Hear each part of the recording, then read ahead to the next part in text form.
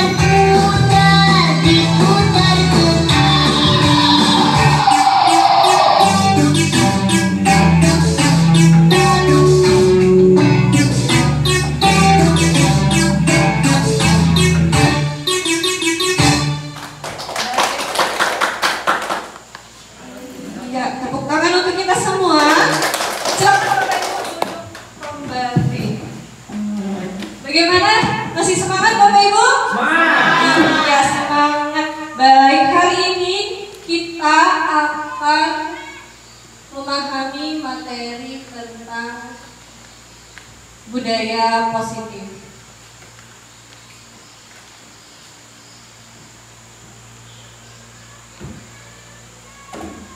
Ya, konsep utama pada budaya positif itu ada 7 ya Bapak Ibu. Jadi yang pertama, perubahan paradigma belajar, kemudian disiplin positif, kebutuhan dasar manusia, motivasi perilaku manusia, posisi kontrol restitusi, keyakinan kelas, dan segitiga restitusi. Jadi pada hari ini kita akan memahami konsep-konsep tersebut. Yang pertama, pembelajaran dengan paradigma baru.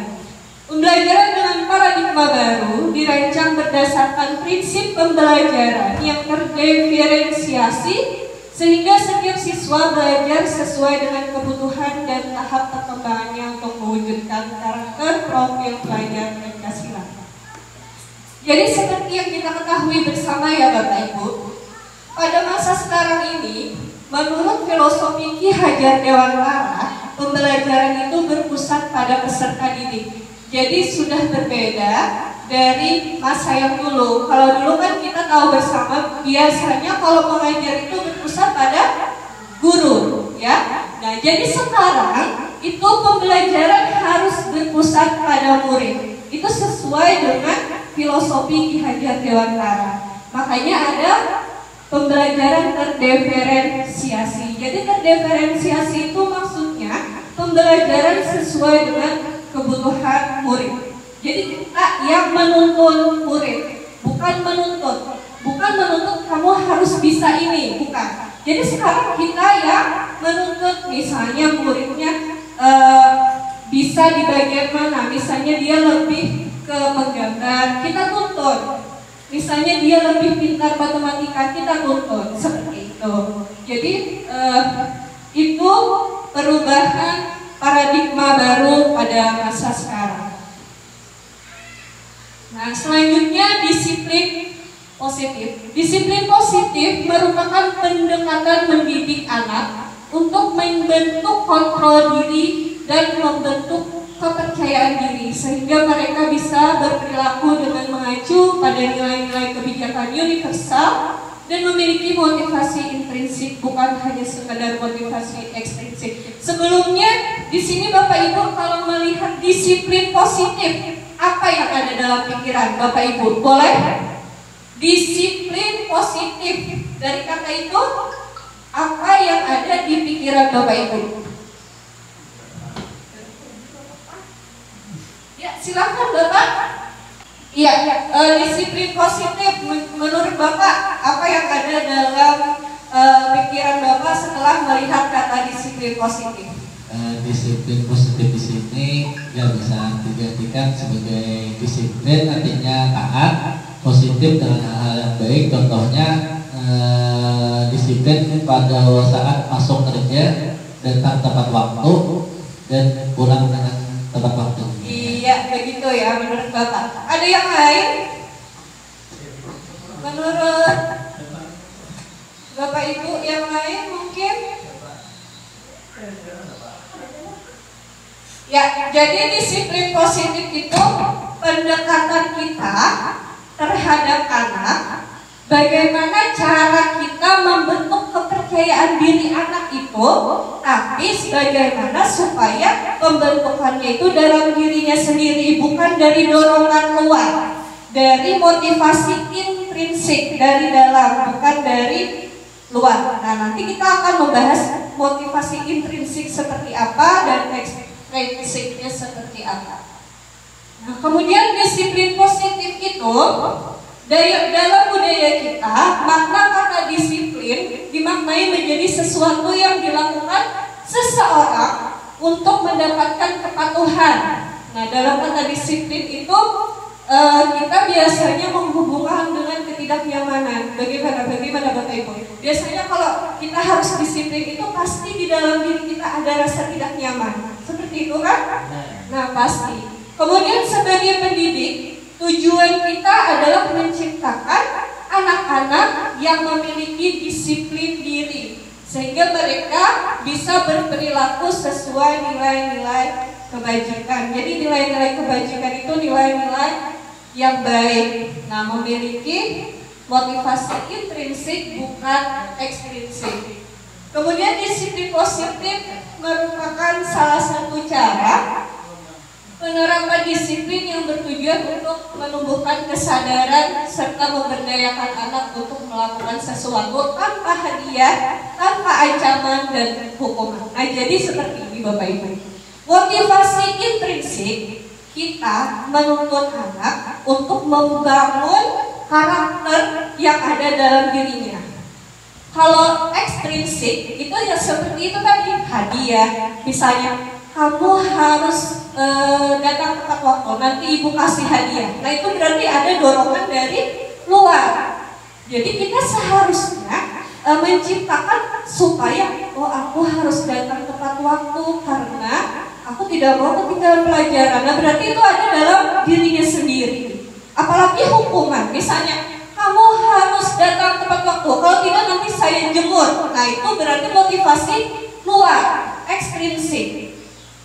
Nah, jadi kalau bisa kita harus menanamkan motivasi intrinsik pada dalam diri anak, seperti itu.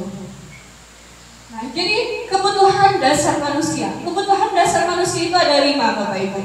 Bertahan hidup, kasih sayang, penguasaan, kebebasan, dan kesenangan. Seperti kita ketahui bersama, kita bisa merasakan dalam diri kita sendiri. Dari 5 hal itu, kebutuhan apa yang belum kita penuhi, yang belum kita dapatkan. Nah, dari kebutuhan dasar itu, pasti akan memunculkan sebuah semacam perlawanan. Misalnya, kita kekurangan kebutuhan kasih sayang, pasti akan ada perlawanan dalam diri kita, seperti itu. Dan kira-kira Bapak Ibu bisa merasakan tidak? Apakah kelima kebutuhan itu sudah terpenuhi atau tidak? Seperti itu juga dalam diri anak. Jadi kita harus tahu bagaimana kebutuhan anak tersebut, apakah dia sudah terpenuhi atau tidak. Kalau kebutuhan bertahan hidup kita sudah tahu semua ya Bapak Ibu, seperti makanan, kemudian intinya yang sandang, paman dan paman dan papan. Kemudian kebutuhan kasih sayang dari orang tua, keluarga, dan sekitarnya. Kemudian penguasaan, itu contohnya seperti ini. Misalnya seorang anak, dia mempunyai sebuah kemampuan. Tapi kemampuan itu tidak terekspos. Misalnya dia sebenarnya pintar matematika, tapi gurunya tidak tahu, orang sekitarnya tidak tahu, maka dia pasti semacam kayak ada perlawanan dalam dirinya. Misalnya dia uring-uringan, kemampuanku juga tidak terekspos, tidak diketahui, untuk apa aku bisa, seperti itu. Nah, tapi kalau misalnya, kan biasanya kita tahu anak-anak itu kalau kemampuannya diakui, dia pasti semangat, ya betul. Nah, seperti itu. Kemudian kebebasan. Misalnya seorang siswa setiap hari diberi bekal oleh orang tuanya nasi goreng setiap hari, tapi si B diberi bekal misalnya sandwich, burger, nah seperti itu. Lalu siswa yang nasi goreng setiap hari tadi meminta makanan kepada temannya. Kenapa? Karena dia merasa tidak bebas, harus makan itu setiap hari. Nah, seperti itu juga pada contoh-contoh lainnya. Kemudian kesenangan. Kira-kira Bapak Ibu tahu kebutuhan kesenangan ini misalnya terkait dengan hobi atau kebiasaan. Nah, seperti itu. Kemudian motivasi perilaku manusia. Motivasi merupakan dorongan yang timbul pada diri seseorang secara sadar maupun tidak sadar untuk melakukan suatu tindakan dengan tujuan tertentu. Kira-kira bagaimana cara Bapak Ibu biasanya memotivasi siswanya di kelas? Ada yang mau memberikan pengalaman mungkin? Bapak Ibu biasanya memotivasi siswa yang malas belajar, bagaimana caranya?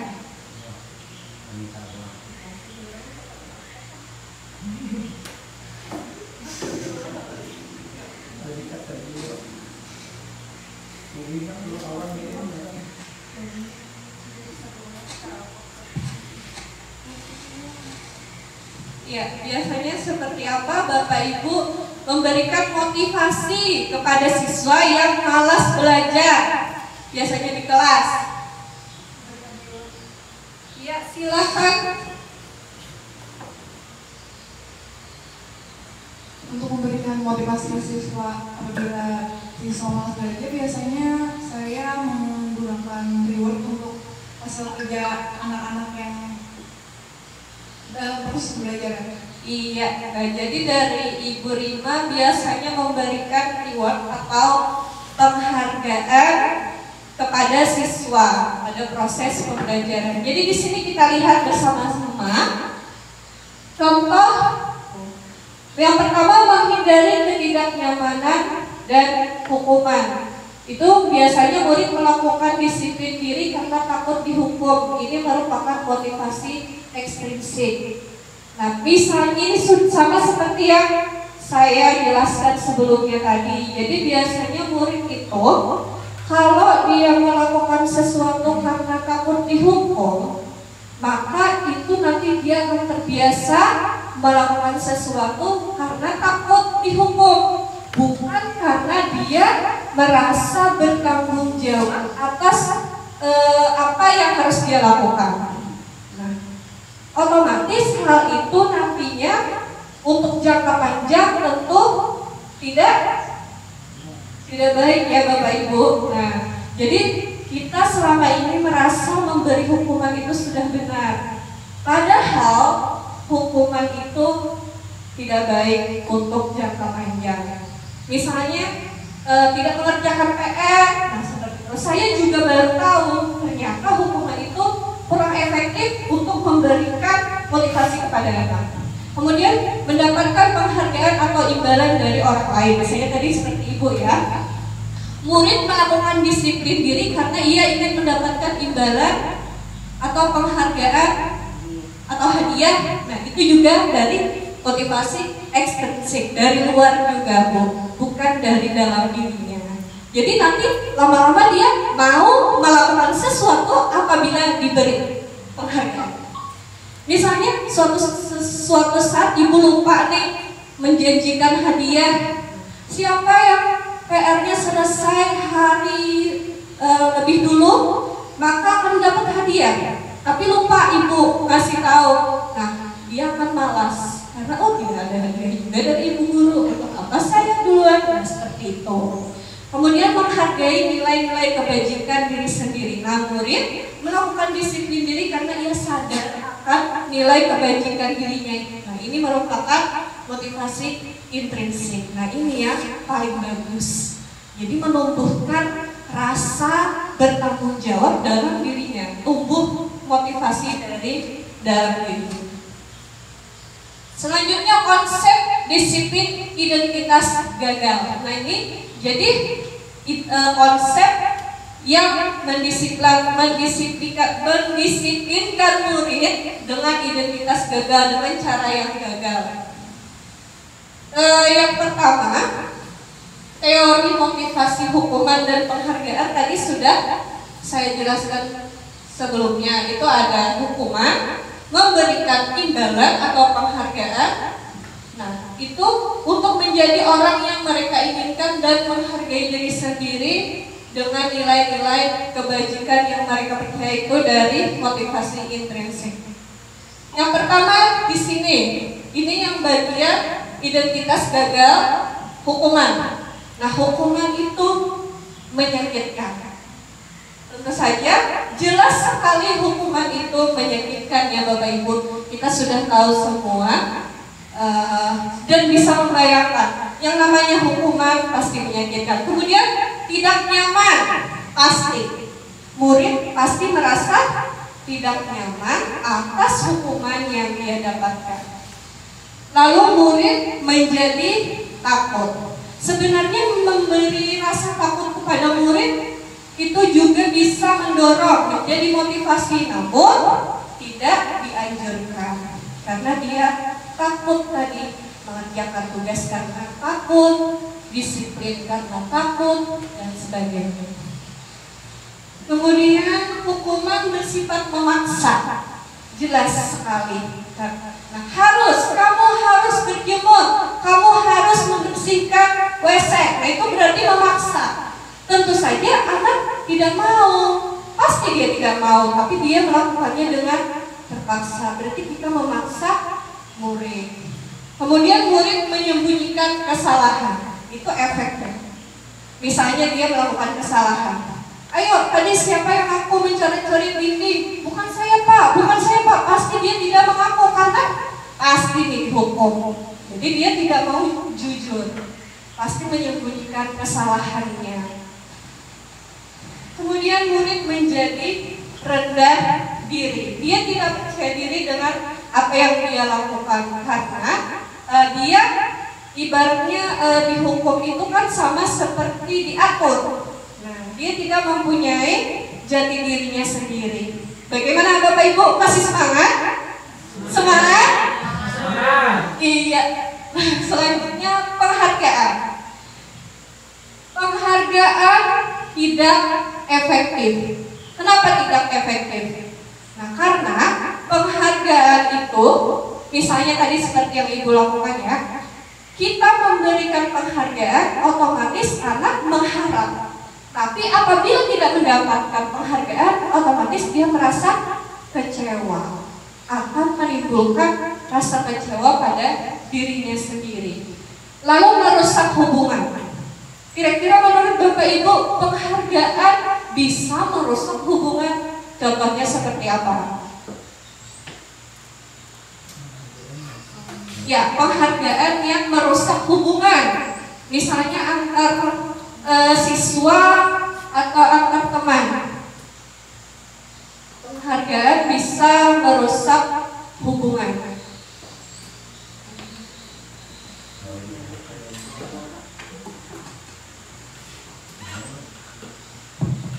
Penghargaan bisa merusak hubungan, misalnya antar temannya mereka iri-irian. Iya, betul sekali Bapak Ibu. Misalnya di kelas, siapa yang bisa menjawab nanti Ibu beri permen? Yang satu bisa jawab, yang satu tidak bisa. Berarti dia merasa iri. Nah, otomatis kalau orang iri, nah, apapun yang bisa menjatuhkan dia lakukan bersama teman-teman. Seperti itu. Contoh merusak hubungan. Kemudian mematikan kreativitas. Nah, misalnya anak itu mendapat tugas. Kita ke tugas aja dulu contohnya biar lebih mudah. Siapa yang membuat balok dengan karton, hasilnya paling bagus, nanti Ibu beri hadiah. Berarti dia membuatnya karena ingin mendapat hadiah, membuat bagus, bukan karena dalam dirinya sendiri. Timbul motivasinya seperti itu. Kemudian selanjutnya penghargaan dapat menghukum dengan sistem ranking. Itu biasanya kita temui di akhir atau pada saat kenaikan kelas.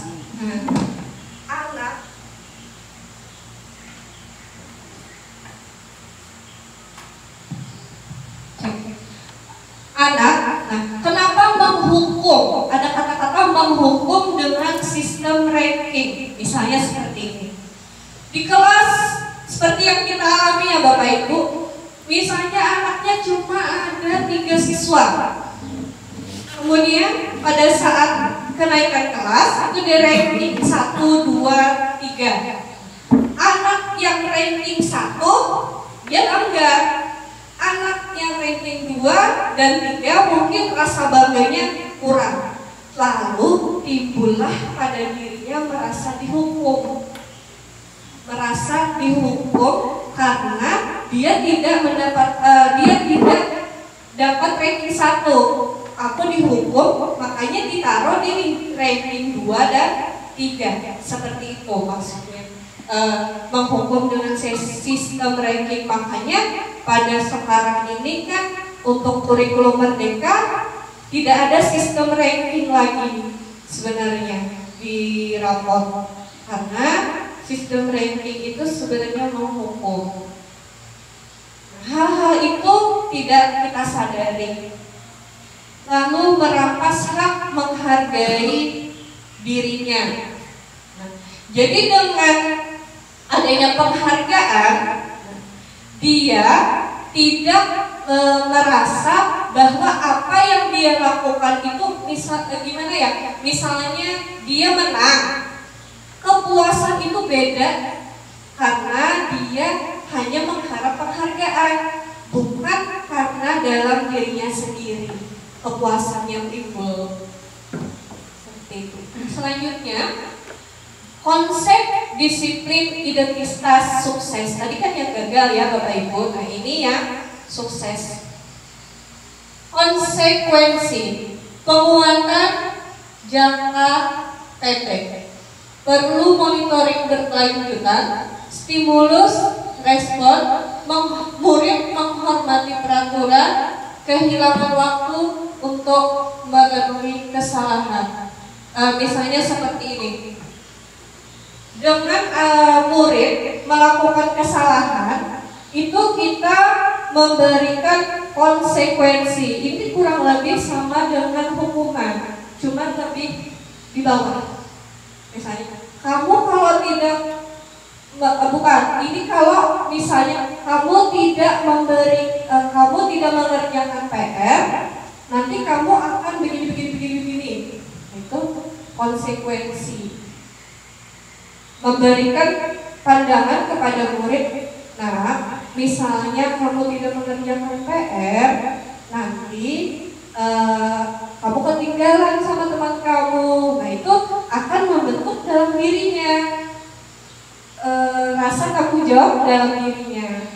Kemudian restitusi, murid bertanggung jawab untuk perilakunya, fokus pada pemecahan masalah jangka panjang, murid menghormati dirinya dan orang lain, teori kontrol, dirinya memegang kontrol, kemudian murid bersemangat memperbaiki kesalahan. Nah, untuk restitusi ini nantinya akan kita bahas ada 3 tahap. Bagaimana caranya kita menyelesaikan permasalahan murid dengan cara restitusi. Nah, nanti kita akan menumbuhkan rasa tanggung jawab pada murid atas perilakunya. Nah, kita fokus pada pemecahan masalah jangka panjang. Maksudnya tidak hanya pada saat itu. Maksudnya jangka panjang itu murid tidak mengulanginya lagi. Setelah kita berikan pencerahan, kemudian murid menghormati dirinya. Nah, karena ini berasal dari intrinsik, berarti dia akan timbul motivasi dari dirinya. Dirinya pula yang memegang kontrol atas apa yang akan dia lakukan. Dan murid menjadi bersemangat memperbaiki kesalahan. Nah, itu yang menurut dengan cara restitusi. Pendekatan restitusi. Nah, restitusi itu adalah proses menciptakan kondisi bagi murid untuk memperbaiki kesalahan mereka sehingga mereka bisa kembali pada kelompoknya dengan karakter yang lebih kuat menurut Gosser 2004. Jadi sistem restitusi ini kita ibaratnya gimana ya Bapak Ibu, kita bicara dari hati ke hati sama murid. Misalnya dia melakukan kesalahan, kita tarik dia, kita berbincang, berdiskusi dari hati ke hati, sehingga nanti setelah selesai berdiskusi dia akan memiliki karakter yang lebih kuat. Nah, untuk kembali bergaul dengan teman-temannya. Ciri-cirinya bukan menebus kesalahan, tetapi belajar dari kesalahan. Kalau menghukum tadi kan menebus kesalahan. Kita ini bagaimana cara untuk membangun diri murid untuk belajar dari kesalahannya. Oh, ini salah ya Bu ya. Itu nanti pada akhirnya dia akan sadar. Kemudian memperbaiki hubungan, jelas. Misalnya di antara kita dan murid. Misalnya kita memberi hukuman, pasti murid akan benci sama kita. Pasti murid tidak suka. Oh, itu bapak yang sering ngasih hukuman, pasti dia tidak suka. Tapi kalau kita menggunakan cara restitusi, murid akan menjadi lebih dekat dengan kita karena diajak bicara dari hati ke hati, menggali masalahnya apa, masalah kamu apa, nah seperti itu. Kemudian tawaran, bukan paksaan.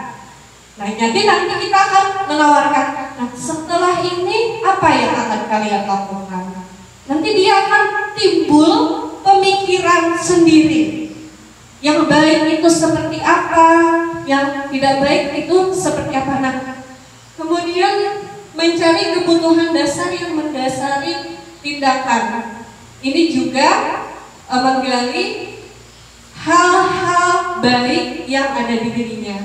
Fokus pada karakter, bukan tindakan, dan menuangkan dan fokus pada solusi. Nah, dari ciri-ciri restitusi yang ada di depan itu sangat jelas sekali bahwa hal yang kita lakukan ini berbeda jauh dengan memberikan hukuman. Nah, ternyata seperti itu. Kalau anak salah, kita ajak bicara dari hati ke hati. 5 posisi kontrol guru. Pada teori ini kita berada pada posisi berusaha memahami pandangan orang lain tentang dunia, bahwa setiap perilaku atau tindakan pasti memiliki tujuan.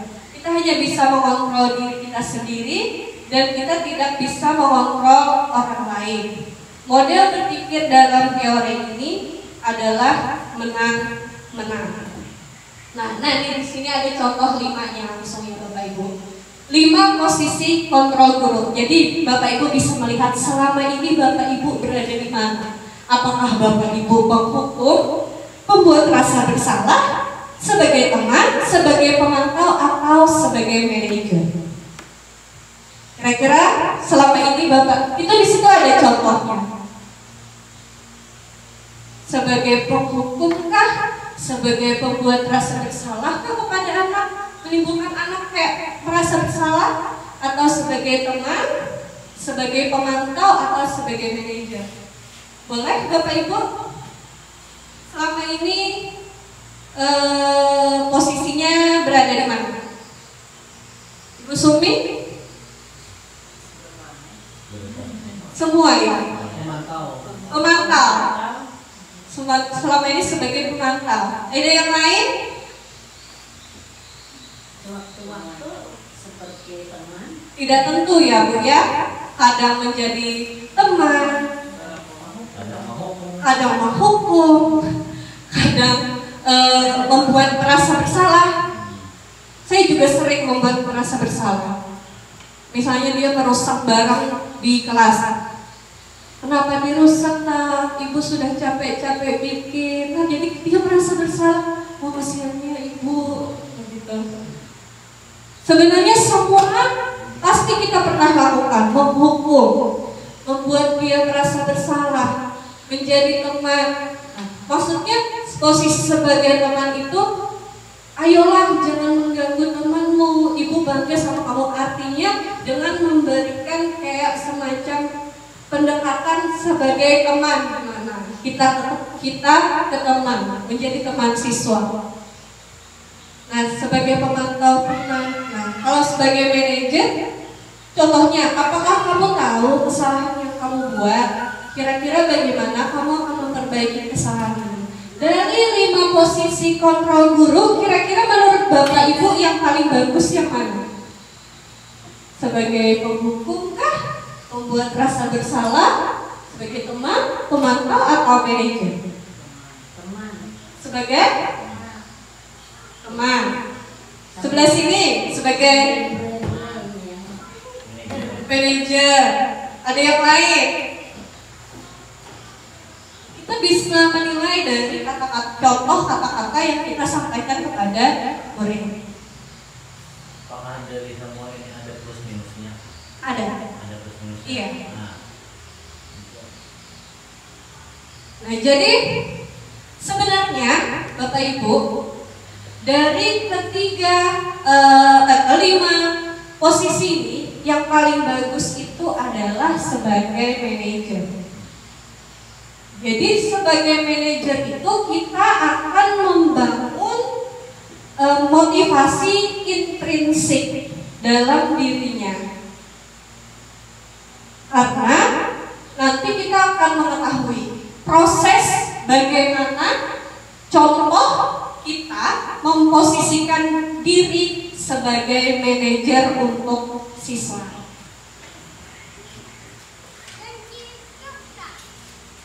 Terkait dengan posisi kontrol sebagai manajer, Bapak Ibu di sini di kelasnya sudah punya keyakinan kelas lah. Udah? Keyakinan kelas, misalnya peraturan kelas ada. Jadi di sini keyakinan kelas. Kenapa tidak peraturan kelas ya kira-kira Bapak Ibu? Kenapa namanya keyakinan kelas? Kenapa tidak peraturan kelas? Jadi keyakinan kelas adalah salah satu disiplin positif yang bisa kita terapkan dalam membangun budaya positif di sekolah. Contohnya dalam lingkup kecil di kelas. Keyakinan kelas. Jadi keyakinan itu ada keyakinan kelas, ada keyakinan sekolah. Kenapa dinamakan keyakinan kelas? Bedanya dari kata keyakinan dan peraturan. Ayo, kira-kira bisa nggak Bapak Ibu memahami kenapa tidak peraturan, tapi keyakinan? Ya. Menurut saya kalau keyakinan itu berasal dari apa tadi yang intrinsik. Misalnya kita membuat keyakinan kelas, di situ ada harus piket menyapu. Nah di situ kan kita tidak usah lagi menyuruh murid kita untuk menyapu setiap hari, membersihkan kelas, karena dia merasa dari dalam diri sendiri ingin melaksanakan setiap karena giliran piket. Baik, terima kasih Ibu. Jawabannya bagus sekali. Tepuk tangan untuk Ibu Dewi. Nah, jadi kenapa tidak peraturan? Karena kakaknya saja sudah mencerminkan peraturan itu adalah sebuah paksaan. Seperti itu ya Bapak Ibu. Beda dengan keyakinan. Kalau dia meyakini dalam dirinya, maka itu akan timbul motivasi intrinsik, sama seperti yang Ibu jelaskan tadi. Nah, jadi kita setelah ini bisa nanti di kelasnya Bapak Ibu membuat keyakinan kelas bersama dengan siswa-siswanya. Nah, ini contoh keyakinan kelas. Jadi keyakinan kelas adalah nilai-nilai kebajikan universal yang disepakati secara tersirat dan tersurat, di mana keyakinan kelas yang dibuat harus lebih abstrak dari peraturan, berupa pernyataan universal dibuat dalam bentuk kalimat positif, singkat, sehingga mudah diingat dan sesuai dengan kondisi kelas atau sekolah, sehingga mudah diterapkan serta melibatkan murid atau warga sekolah lainnya dalam pembuatannya. Jadi di sini saya membuat contoh keyakinan kelas 4. Jadi keyakinan kelas itu ya Bapak Ibu tidak usah banyak-banyak, tidak usah panjang-panjang, cukup beberapa tetapi jelas. Misalnya bekerja sama menjaga kebersihan kelas seperti yang Ibu contohkan tadi. Misalnya menjaga kebersihan kelas itu berarti dia tidak hanya pada saat piket, berarti kapan saja dia harus melakukan bekerja sama menjaga kebersihan kelas. Kemudian menjaga fasilitas kelas dengan baik, saling peduli, menghargai dan membantu. Tidak boleh melempar lelucon yang berlebihan atau mengarah ke perundungan. Selalu datang tepat waktu dan bertanggung jawab terhadap tugas. Nah, kira-kira ini sudah melingkupi semua apa-apa yang bisa ditanamkan, nilai kebajikan yang bisa ditanamkan kepada siswa. Jadi tujuannya di sini adalah kita menanamkan nilai-nilai kebajikan. Bagaimana pembentukan keyakinan kelas? Lebih abstrak dari peraturan, lebih nyata. Biasanya kalau peraturan itu kan ada kata-kata dilarang ini seperti itu. Nah itu kan membacanya saja rasanya kayak seperti ngeri-ngeri gitu ya Bapak Ibu. Nah kalau yang ini tadi keyakinan kelas tadi itu dia membacanya itu bukan kayak merasa tertekan, bukan. Kalau ada kata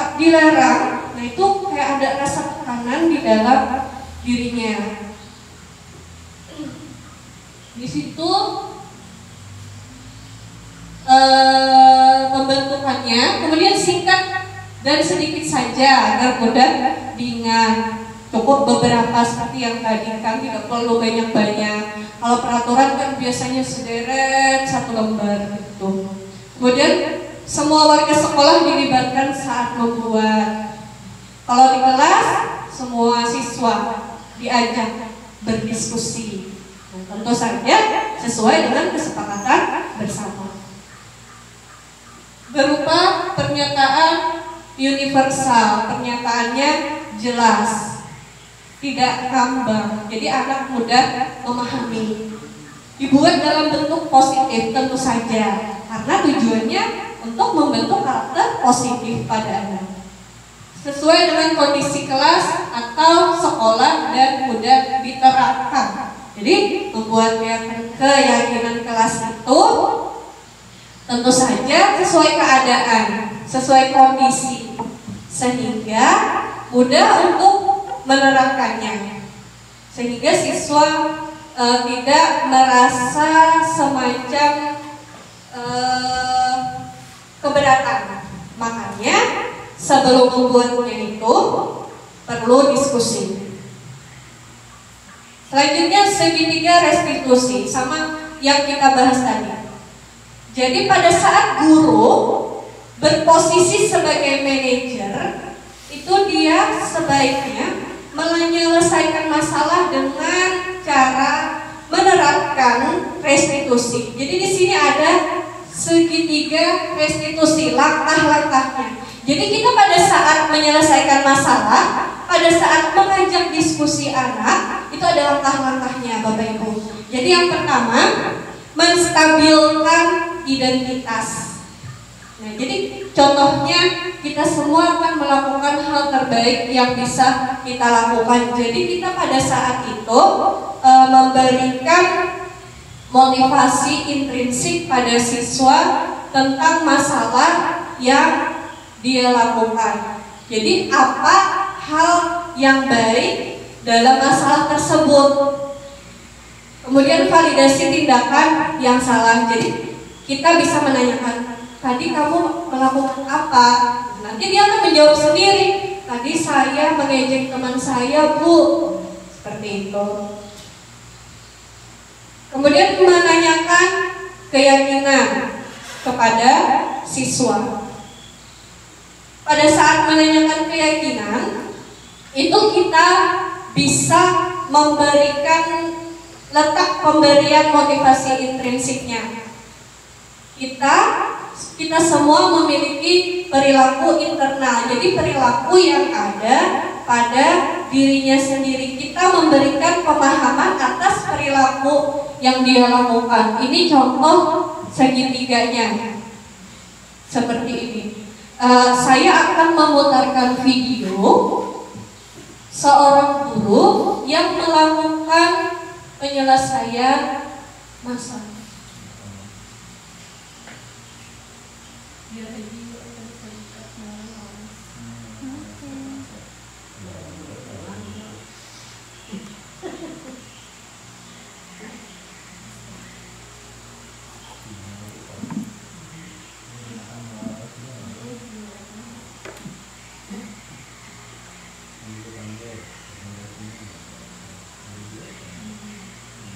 Nah, jadi di sini contoh penerapan seorang guru yang melakukan penyelesaian masalah dengan cara segitiga restitusi.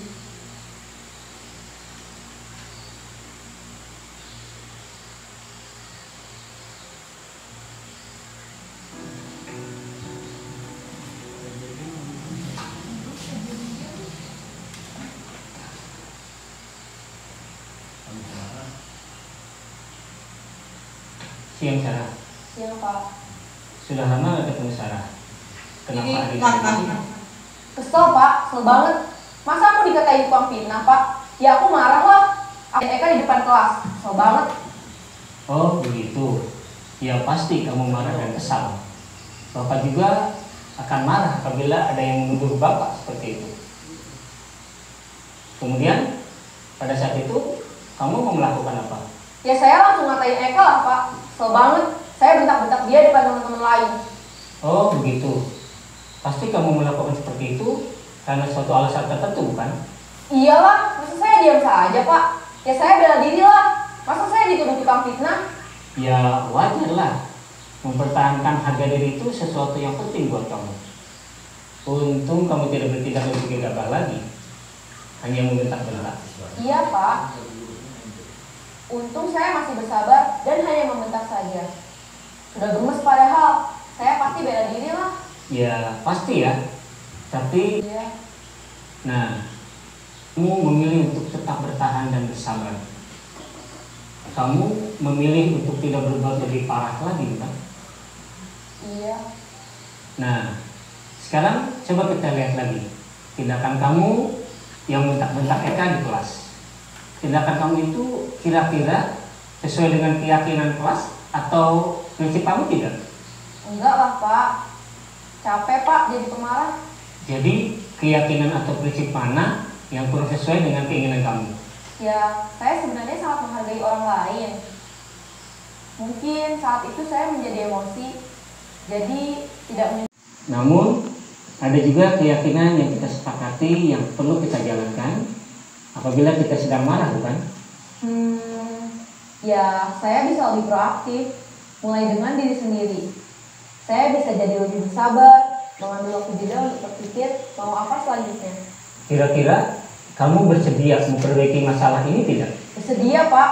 Kalau kamu memperbaiki masalah ini, kamu akan menjadi orang seperti apa? Saya akan menjadi orang yang bertanggung jawab kali ya Pak. Dan senantiasa proaktif. Iya, menurut kamu bagaimana rasanya menjadi orang seperti itu? Ya nyaman lah, bangga bisa bersabar dan menahan diri. Baiklah kalau begitu. Yuk kita pikirkan bagaimana memperbaiki masalah ini.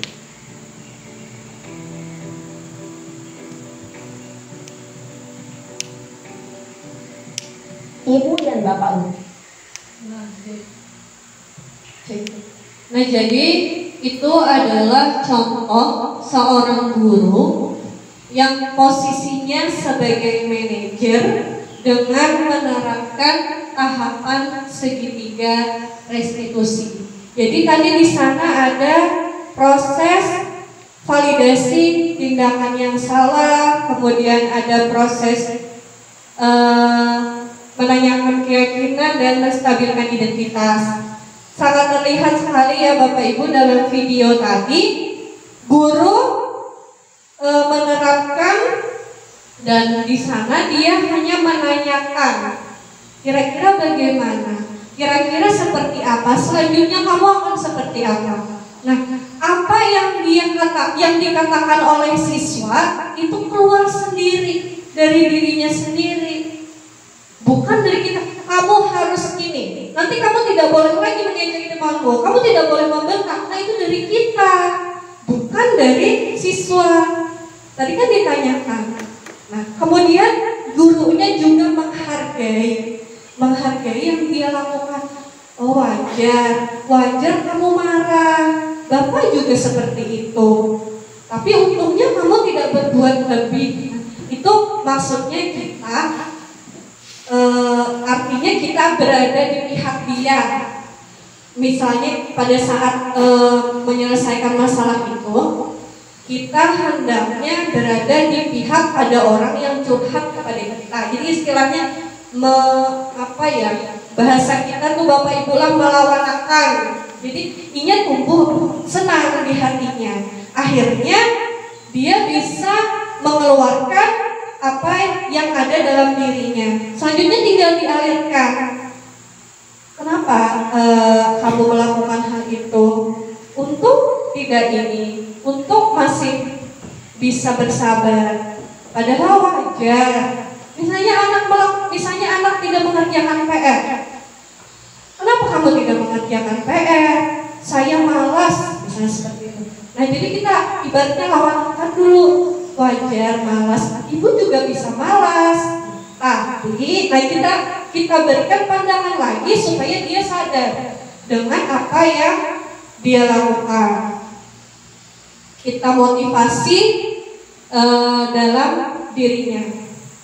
Dan dalam video tadi itu terlihat tahapan dengan kata-kata yang dimunculkan. Kita lihat lagi ya Bapak Ibu.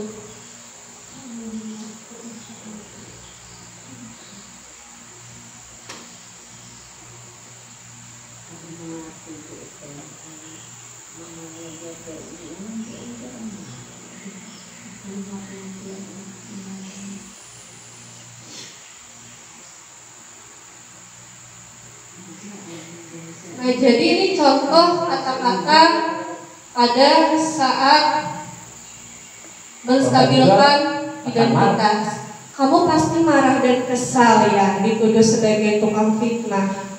Jadi kayak apa ya, kita kayak menuruti isi hatinya. Makanya tadi bicara dari hati ke hati sama anak. Kamu pasti misalnya ada anak yang mengejek temannya, kamu pasti senang ya melakukan itu. Tentu saja pada saat melakukan hal itu dia senang.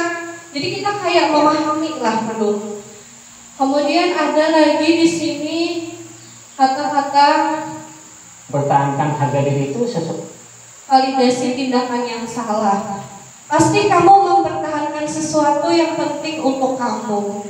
Jadi di sana ada kata-kata gurunya memahami kenapa dia marah pada temannya. Kenapa dia marah? Pasti kamu mempertahankan sesuatu yang penting untuk kamu. Jadi dia kayak kembali merasa dipahami. Seperti itu. Kemudian di sini ada lagi contoh kata-kata pada saat gurunya menanyakan keyakinan. Kalau kamu memperbaiki masalah ini, kamu menjadi orang seperti apa? Nanti dia akan berpikir, oh nanti saya pasti akan seperti ini, pasti akan seperti ini. Nah jadi dikembalikan nanti pada keyakinan kelas yang ada. Kamu sudah tidak menaati keyakinan kelas yang mana? Kamu sudah melanggar keyakinan kelas yang mana? Pokoknya intinya di sana guru menggali apa yang ada dalam diri siswa dengan pertanyaan sesuai dengan tahapan-tahapan yang 3 tadi.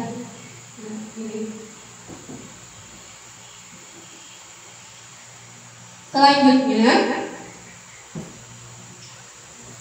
dalam penerapan disiplin positif, hendaknya guru memiliki standar kepribadian profesional dan sosial yang baik, di mana guru mampu berefleksi pada posisi kontrolnya saat ini, bagaimana perjalanan dirinya sebagai AMO atau posisi sebagai manajer yang menuntun murid-murid menjadi insan yang mandiri, merdeka dan bertanggung jawab sesuai dengan standar nasional pendidikan. Jadi pada saat guru menjadi manajer, berposisi sebagai manajer pada siswa, itu gurunya harus sebelum ibaratnya menuntun siswa, gurunya dulu memiliki kepribadian, kemudian keprofesionalan dan sosial yang baik. Seperti itu. Tapi pasti seorang guru itu memiliki 3 hal itu pasti. Nah, jadi selama ini sebenarnya kita sudah melakukan penyelesaian masalah dengan 3 langkah restitusi. Namun kita tidak sadar kadang, misalnya kayak memvalidasi tindakan atau menanyakan keyakinan, pasti kita, cuman kita tidak sadar dan ibaratnya pada dalam satu masalah itu hanya satu tindakan saja yang kita lakukan, misalnya hanya menanyakan keyakinan, tapi kadang disertai dengan posisi menghukum selama ini. Jadi intinya ya Bapak Ibu, dari posisi kontrol yang 5, semoga kita bisa menerapkan sebagai manajer mulai sekarang. Kemudian dengan menggunakan langkah-langkah segitiga restitusi tadi. Itu bisa saja langkahnya misalnya memvalidasi, menanyakan keyakinan dulu bisa. Karena bentuknya kan segitiga, jadi bebas diawali dari mana. Nah, sebenarnya banyak contoh-contoh kegiatan guru yang menyelesaikan masalah siswa itu dengan menggunakan segitiga restitusi itu tadi. Jadi restitusi itu membangun keyakinan yang ada pada diri siswa sebagai motivasi intrinsik, jadi dalam diri siswa itu sendiri. Seperti itu. Selanjutnya Bapak Ibu mungkin ada yang ingin ditanyakan, dipersilahkan mengangkat tangan. Bapak, ya.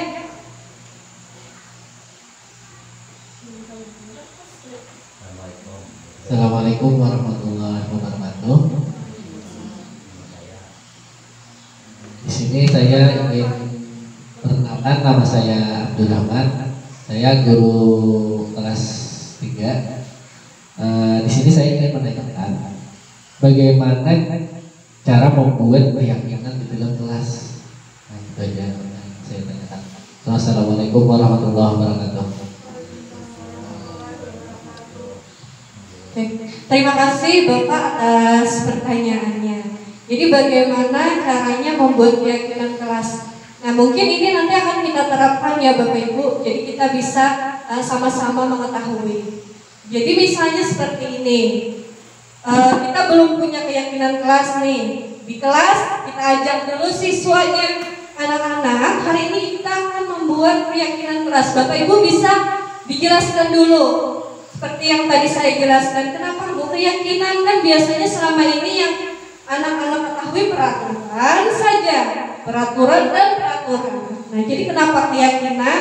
Jadi dijelaskan karena supaya begini-begini, supaya akan menumbuhkan dari diri kamu, bukan dari aturan yang mengikat kamu. Setelah itu bisa didiskusikan nanti sama siswa di dalam kelas.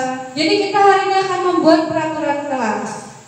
Yang pertama, menjaga kebersihan kelas. Bagaimana anak-anak? Jadi kita menanyakan hal itu artinya kita menanamkan dulu, kita tanamkan dalam dirinya. Oh, aku harus menjaga kebersihan kelas. Jadi nanti pada saat melaksanakannya muncul dari dirinya. Setelah melakukan diskusi, kemudian tadi tidak perlu terlalu banyak, asal jelas supaya mudah diingat. Bisa saja nanti Bapak Ibu membuatnya di kantor, kemudian ditempel di kelas supaya siswanya membaca, supaya nanti selalu ingat. Seperti itu ya Bapak ya. Iya. Selanjutnya ada pertanyaan lagi? Terima kasih atas kesempatannya. Assalamualaikum warahmatullahi wabarakatuh. Nama saya Dwi Alfia, wali kelas 6. Di sini saya ingin bertanya, bagaimana cara mengatasi murid yang tidak mau mengikuti pelajaran dengan baik, misalnya suka mengganggu temannya. Ya, terima kasih.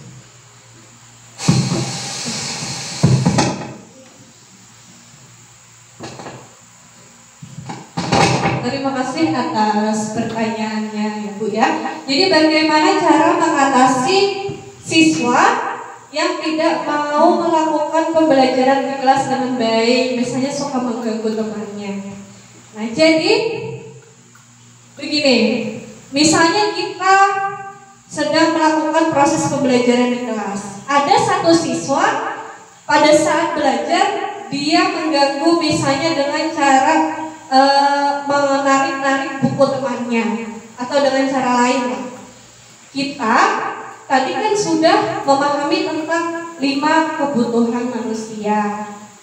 Nah, jadi kita bisa mengidentifikasi dulu.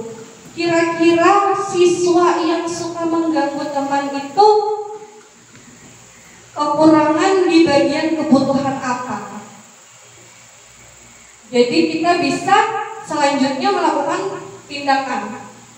Kira-kira ya Bapak Ibu, kalau siswa yang mengganggu teman itu kurang apa ya? Perhatian dan kasih sayang misalnya ya, seperti itu ya. Nah, setelah kita tahu kebutuhan yang masih kurang yang ada dalam dirinya, seperti kebutuhan kasih sayang, selanjutnya kita bisa mendiskusikan dengan orang tuanya. Siapa tahu kan di rumah dia tidak terlalu diperhatikan, makanya mencari perhatian teman, mencari perhatian guru dengan cara mengganggu temannya. Nah, setelah Bapak Ibu mendiskusikan dengan orang tuanya, nanti akan mendapatkan solusi bagaimana selanjutnya orang tuanya ibaratnya memberikan kebutuhan yang kurang tadi di rumah. Seperti itu. Kemudian bisa saja ibu atau bapak guru di sekolah melengkapi kasih sayang yang didapatkan siswa di rumah. Jadi asal dalam tanda kutip masih dalam batasan. Jadi di sekolah kita menjadi orang tua pengganti ya Bapak Ibu, seperti itu. Mungkin itu ya dua pertanyaan cukup. Jadi apa yang sudah kita bahas hari ini tentang budaya positif, ya nanti semoga bisa Bapak Ibu terapkan di kelas masing-masing dan di sekolah kita. Karena tentu saja setiap hari kita punya atau mendapati masalah. Pasti ada masalah setiap hari di kelas. Tidak hanya di kelas, misalnya di luar kelas pasti ada. Nah, jadi kita sebagai guru sekarang, pada masa sekarang itu diminta untuk tidak lagi memberi hukuman kepada siswa, tetapi lebih ke memberi pelajaran atas kesalahan yang dilakukan. Seperti itu ya Bapak Ibu. Semoga nanti bisa diterapkan atas ilmu yang sudah kita dapatkan hari ini. Kita sama-sama belajar menjadi seorang manajer bagi siswa kita, menjadi penuntun atas kodrat yang dimiliki oleh siswa kita. Karena sekarang seperti paradigma baru bahwa kegiatan pembelajaran berpusat pada siswa. Nah, mungkin itu saja yang saya sampaikan pada hari ini. Semoga memberikan manfaat kepada kita semua. Jadi semoga Bapak Ibu juga bisa menerapkan di kesehariannya. Ya, terima kasih atas perhatian dan waktu Bapak Ibu. Salah hilaf mohon maaf. Wassalamualaikum warahmatullahi wabarakatuh.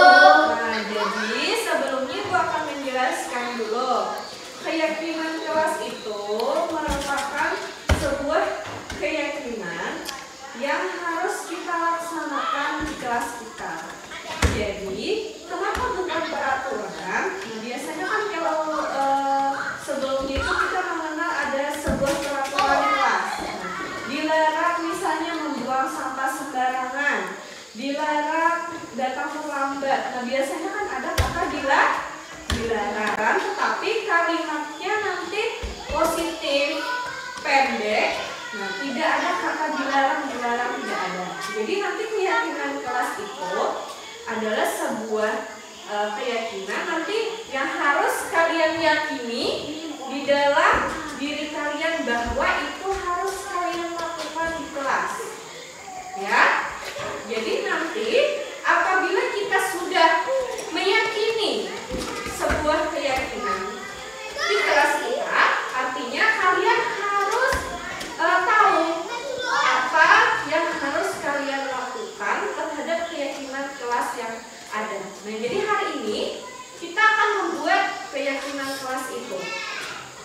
Ibu nanti akan membagikan kertas. Nah, kalian silakan menuliskan apa yang ingin kalian tuliskan, apa yang kalian inginkan di kelas kita, agar tujuannya supaya kelas kita nantinya menjadi kelas yang baik. Bagaimana supaya kelas kita menjadi baik, tidak ada pertengkaran, sekolah kita menjadi bersih. Nah, dari keyakinan kelas itu nanti kalian akan melaksanakannya setiap hari. Nah, jadi nanti kalian boleh menuliskan, misalnya nih, misalnya kalian pengen kelasnya bersih, berarti apa? Menyapu setiap hari. Boleh menyapu setiap hari. Terus menjaga kebersihan. Boleh. Nah, nanti kalian boleh menuliskan apa yang kalian inginkan di kelas kita, supaya bagaimana kelas kita menjadi bagus, bersih, indah, damai, tentram dan sebagainya. Ya, kalian boleh menuliskan apa yang kalian inginkan. Nanti ibu bagikan masing-masing dua buah kertas untuk satu orang. Jadi kalian boleh menuliskan. Nanti akan kita tempelkan di sini. Nah, ibu sudah membuat sebuah karton yang bertuliskan keyakinan kelas 4. Siapa yang mau membantu ibu menempel? Ya, silakan maju ke depan. Nah, kita tempel. Nanti keyakinan kelas kita tempel di sini ya. Nah, bentar. Kita tempelkan dulu. Kamu pegang ya.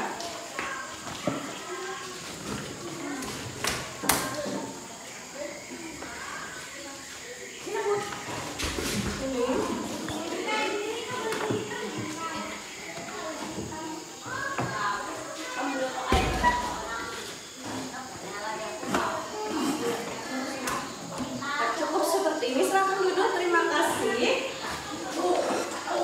Nah, sekarang ibu mau membagikan kertas. Ini satu orang 2 lembar. Nanti kalian silakan tuliskan apa yang kalian inginkan di kelas kita. Nanti itu akan menjadi sebuah keyakinan yang kita yakini, yang kita laksanakan setiap hari agar kelas kita menjadi baik, menjadi bagus, menjadi indah, menjadi tentram, damai dan sebagainya. Paham? Paham. Ya, silakan keluarkan alat tulis kalian, pulpennya. Ibu akan membagikan satu orang 2 lembar ya.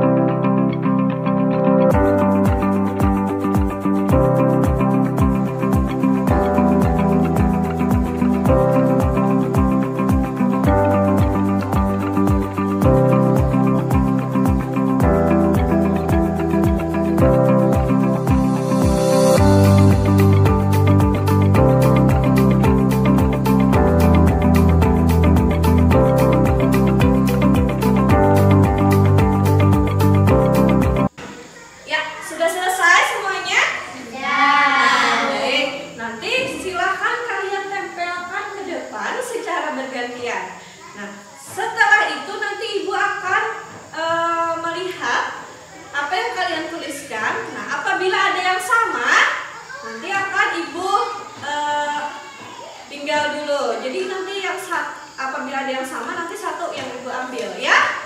Baik, silahkan mulai dari Sakib maju ke depan, silahkan ditempelkan ke depan keyakinan kelasnya yang sudah kamu tuliskan. Silahkan tempelkan di sini.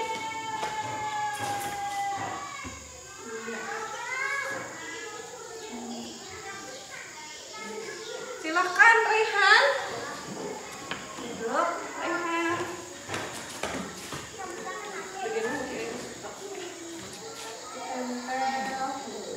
Ya. Mahda.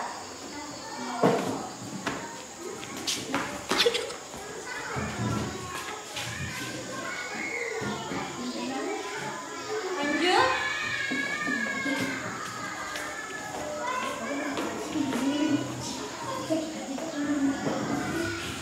Ya, terima kasih. Nah, jadi kalian sudah menuliskan masing-masing dua keyakinan yang kalian inginkan.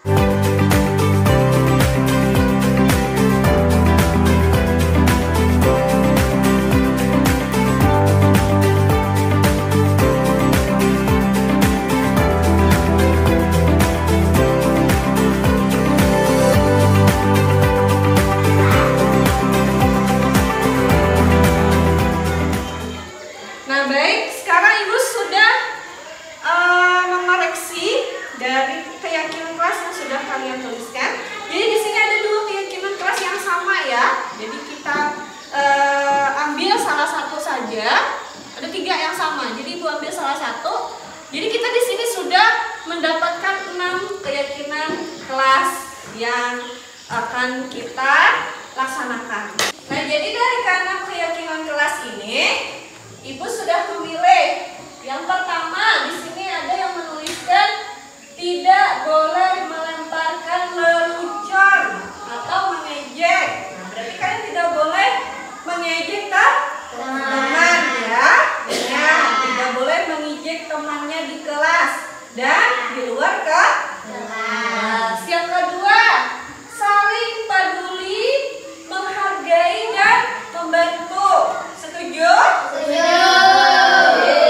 Kemudian selalu datang tepat waktu.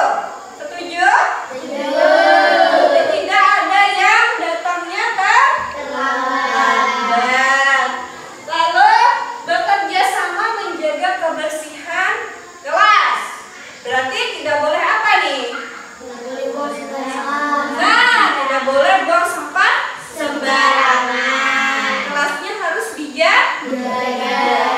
Bertanggung jawab terhadap tugas. Nah, jadi kalau Ibu kasih tugas harus dikerjakan. Bertanggung jawab. Lalu menjaga fasilitas kelas dengan baik. Nah, berarti tidak boleh merusak, bukunya dijaga, mejanya, kursinya tidak boleh dirusak. Pokoknya semua yang ada di kelas kita harus dijaga.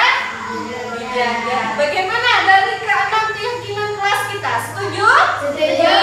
Baik, nah setelah ini kita akan menandatangani kesepakatan keyakinan kelas, ya.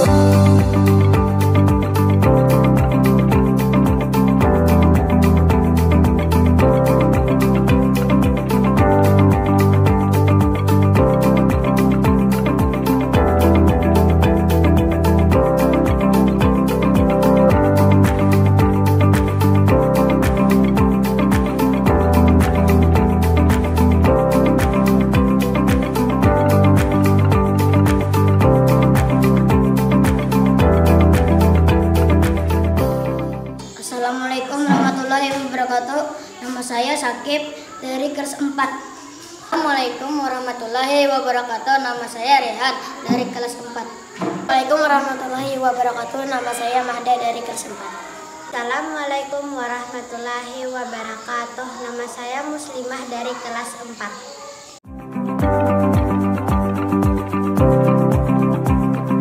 4. Saya senang sekali. Senang. Ya seru sekali. Saya jadi bersemangat.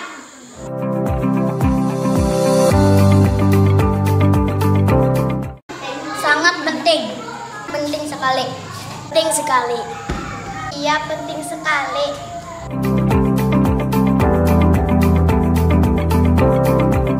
Membuat kita disiplin, membuat kita bertanggung jawab, membuat kita menghargai orang lain, membuat kelas kita lebih baik.